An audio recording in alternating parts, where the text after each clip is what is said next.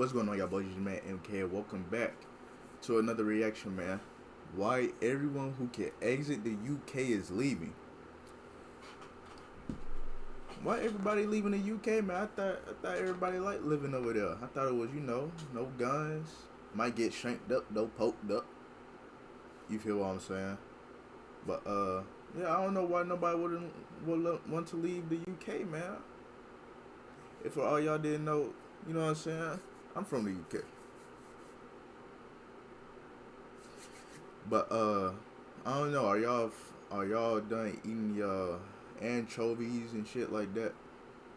But I ain't gonna hold you guys no longer. All I ask for you to do is to like, comment, subscribe, and share with your whole family of friends.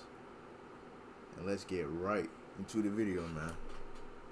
To see the modern UK as a country in decline. Societal sicknesses like alcoholism have gotten worse, with the amount of people in treatment more than doubling over the past 2 decades. Public services like healthcare and transportation have fallen apart, along with people's trust in them. Towns and villages which existed for centuries are now being abandoned, Really, I thought with most there of was their residents free leaving in the healthcare hope of building in a Europe. better life elsewhere. In fact, the whole country is seeing an exodus of its most economically valuable citizens. Both the rich and the young are leaving the country in ever-increasing numbers, seeing greater opportunities abroad than at home. So let's explore the decay of modern Britain and find out how things got so bad for what was such a prosperous and hopeful nation. Facts. Tackling a country's biggest problems is in itself a massive question. With the UK having so many problems of such huge proportions, it's hard to know where to start. Now we could go through some nationwide statistics. For example, take the fact that over 2.5 million people had to wait over 3 weeks just for a doctor's appointment in February 2024. While it is true and it does tell you how overstretched the UK's public services have become, that's all it really does. To really visualize the level of degradation and get an idea of how the UK is changing, you have to zoom much further in.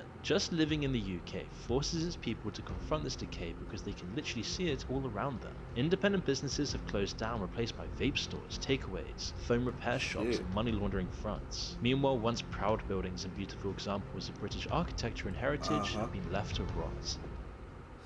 But before we continue, I want to tell you about our video sponsor, 10 pilot video.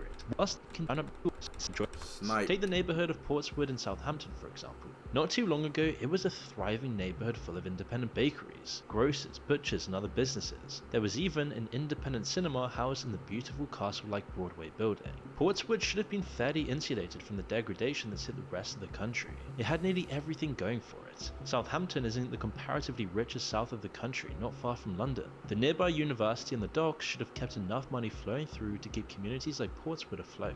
But unfortunately, those days are all but over, and Portswood saw one of its last independent businesses close down this summer, making it yet another rundown clone town. At least the Broadway building is still in use as a church, although it's also become an epicenter for Portswood's growing population of homeless alcoholics. Most of the real shops and businesses in Portswood have been forced to close, sucking the life out of the community. In their place are scores of takeaways meant for the international student market, chain coffee shops, discount stores, or phone and vape shops and American candy stores. Some of the only real shops left are charity shops, which have only survived because they don't need to pay for their merchandise. It's like the community is slowly being sucked out, as pretty much none of the shops and businesses left are meant to cater to local residents. While there's still some money floating around, the life and the character of the place has completely vanished. But most importantly, the opportunity for local people to build a life in the community has been cut off. Jobs at most of these businesses don't have any real upward potential. Even if you become the manager of the store, you'll only be making a few pounds more per hour than minimum wage. It's barely enough to survive on, let alone build a life with. Even these kinds of jobs are in short supply, as it often takes people months or... Sounds like y'all got the same problem that we got over here. No bullshit. You make $16 an hour. You can make $16 an hour being a regular team member and make 19 when you're a manager. $3 difference. What are you doing with that?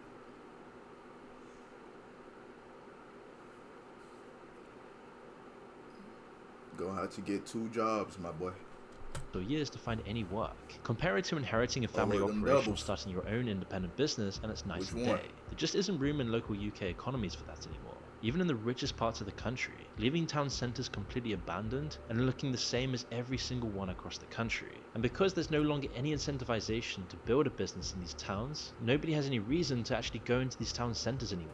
Instead of changing this and updating with the times to still have a community feeling in the town centres, they've just been completely abandoned.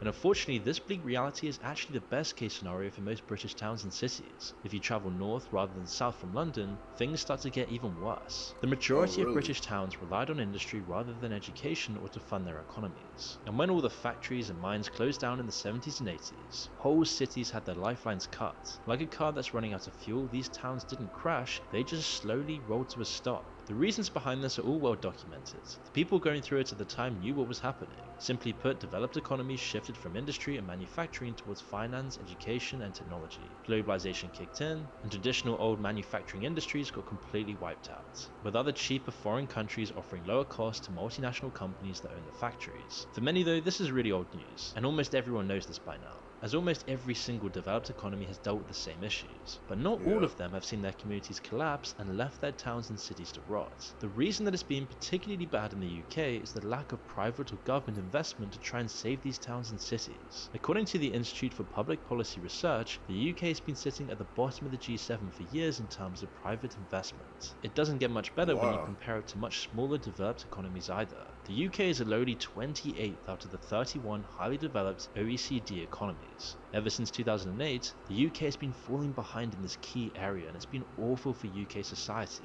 But this isn't the only problem. The UK's welfare state has also been more of a hindrance to economic productivity than a boost. Instead of helping to repair people's lives and get them ready for work, it offers an alternative to being economically productive. Now, especially in areas left behind by Britain's new London-centric economy, long-term unemployment is at an all-time high. The number of people who are economically inactive because of long-term sickness has reached yet another record high. Many of these people are claiming benefits from the government to stay afloat, and it's inevitable that some of these people are gaming the system. When the government is paying nearly 23 million people some form of welfare, there's going to be some bad apples. Lots of people who are perfectly capable of working still just take free money while giving nothing back to the economy in return. Then there are the people who are secretly working but take benefit payments anyway. And because there's no emphasis on really checking this stuff, the amount of money wasted on this is substantial. Overpayments are cases where the government Yeah, that's what everybody was doing with that goddamn. What was our shit over here? Damn. When everybody was getting them fucking unemployment checks and shit, 700 a week, 800 a week, still was working on God. Man, that is the only reason I would want to ever go back into like everybody being in the house not working. Getting a band a week, bruh.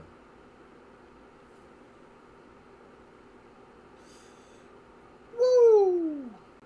Hey, nigga was never hungry. has identified it paid someone too much compared to what their circumstances entitled them to. In 2023, the figure was nearly £10 billion, the majority of which was due to benefit fraud rather than government errors. Which of course is a huge problem, but even that amount of money only made up under 4% of the total amount of welfare payments. Catching these people is a game of cat and mouse that's been going on ever since the system was created. The real problem lies with the actual effectiveness of government welfare. As it exists now, the system acts more like an alternative to work rather than as a way to rehabilitate people and get them working again. It's awful for the country, as right now the system is like a very expensive plaster for a very deep wound. The key to the problem is a lack of opportunity. Benefits can pay for most of your rent and give you a very small amount of money to try and survive on. But it's Yup. rarely enough to let people improve their situations. Surrounded by Facts. crime, poverty, and a decaying town centre, without any real job prospects, people fall into the benefits trap. The debts pile up and they then get stuck in their situation. When the factories, mines, and other industrial plants nearly all closed down, it took away the biggest source of income for towns like Yeovil. All the money flowing into the town dried up and it suffered because of it. It's a story you'll see over and over again all across the country. But what's really put the nails in the coffin in the past 2 decades is the shift to online shopping and commerce. Even without the big factories, lots of towns could still get by for a little while. But online shopping took one of the last revenue streams away from local businesses, and without any incentivization to Yeah. adapt, town centres are just completely barren. The UK economy hasn't really updated to the modern times, especially in town centres, leaving it just Support barren and empty small as we've already discussed businesses. before. And then the lockdowns hit, and this was the final nail in the coffin for lots of shops as well, meaning all the revenue started to dry up, but Joe black owned businesses be tripping. $20 for 3 wings and fries?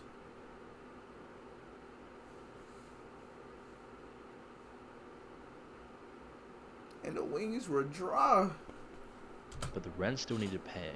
And now the only shops left, as we saw in Portswood and we'll see again in Yeovil, are there to indulge people's addictions. Vape stores, American candy stores, betting shops have been some of the only survivors, and most of the time these are only there just for money laundering. All of this happened because of factors outside of the control of local governments and small business owners. In fact, some councils in the UK are now even going bankrupt.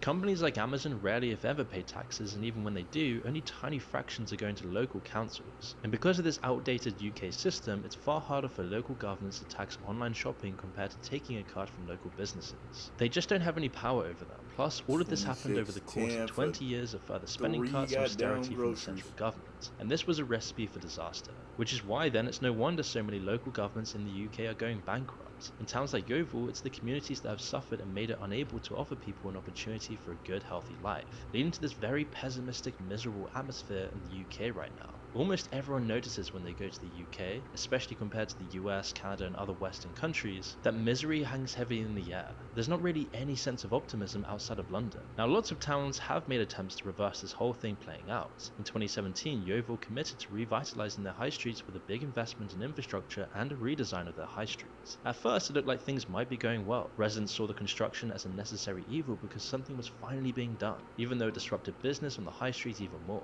But as the years dragged on and the construction slowed down, people started to get worried it might never end. And when the lockdown hit and everybody was forced inside, all shops forced to close down, and government debt racking up, things only got so much worse. Plans were delayed, and all the businesses that were still open got hit even harder. Which is why the UK is one of the only countries that never really recovered like other Western countries from COVID. And just as this was clearing up, the contractor behind the construction work suddenly fell into administration and got liquidated. The whole plan got delayed yet again while Yeovil's council looked for someone else to take it over.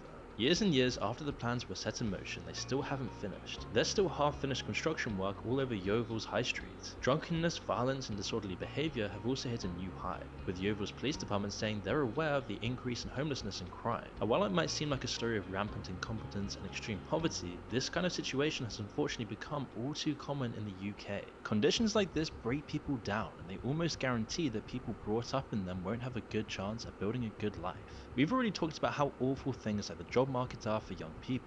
Millions of ghost job listings that never get filled, AI application rejection systems, and a general apathy on the part of companies made sure of that. So even coming from a middle class background is tough. Even if you've had a good childhood and a decent education, that's no longer a guarantee for success. Most people in the UK don't have that anymore anyway. The poverty we've seen take hold of the UK has created problems like rampant crime, substance abuse issues, and internalized trauma. Things that can take people years to come to terms with if they ever do at all. It takes on an almost superhuman level of discipline and hard work to climb out of this world if you're born into it. All it takes is watching Boredom Bankrupt's video of Soho Road in Birmingham to see the deepest depths of this poverty. The worse people's conditions are, the less they care about where they live. But sometimes at night it's dangerous. Dangerous in what way? Like with there's drunk people and stuff. Look, everything's abandoned, but imagine living in this house, say. To all intents and purposes, a normal house, maybe with just a regular family working jobs. But next to them, or surrounding them, are all these abandoned houses.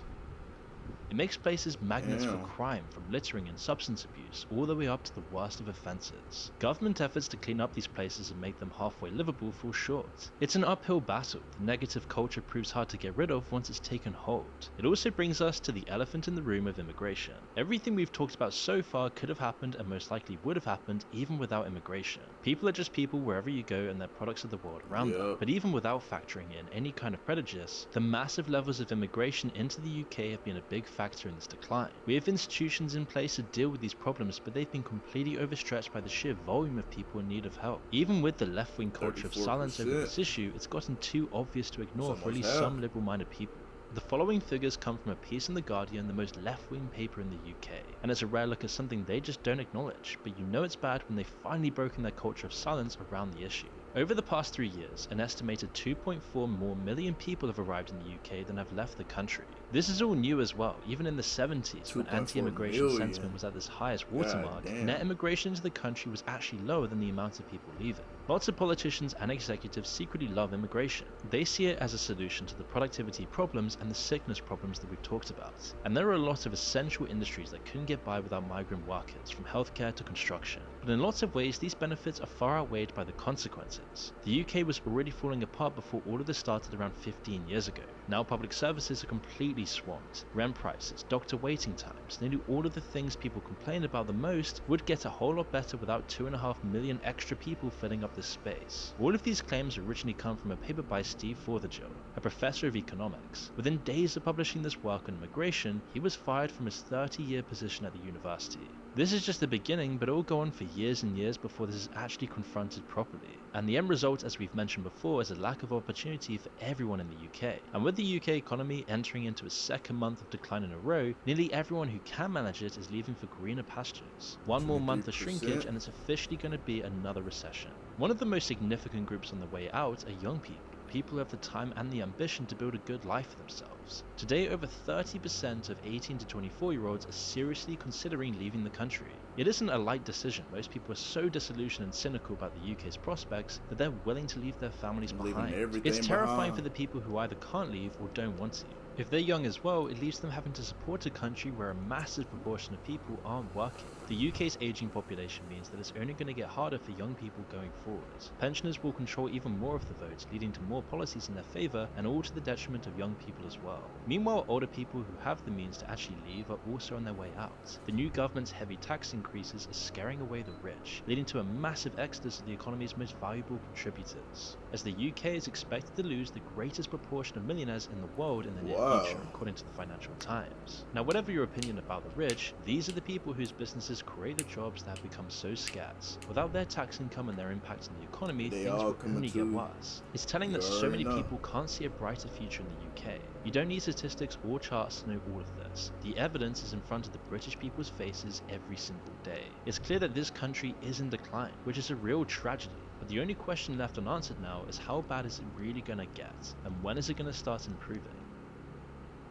Thanks again to War Thunder for sponsoring the Man, everyone leaving the UK. Too many.